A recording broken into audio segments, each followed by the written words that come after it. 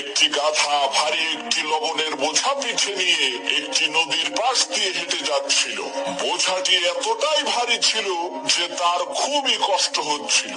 হঠাৎ তার পানি পিপাসা লাগলো। নদীর পাড়ে দাঁড়িয়ে পানি খেতে গিয়ে পা পিছলে নদীতে পড়ে গেল, যার কারণে তার পিঠে থাকা বোঝায় কৃত সেই লবণগুলো নদীর পানিতে মিশে বোঝাটি হালকা হয়ে গেল। গাধা তো মহা খুশি। সে মনে করলো সে বিশাল বড় একটি জিনিস আবিষ্কার করে ফেলেছে।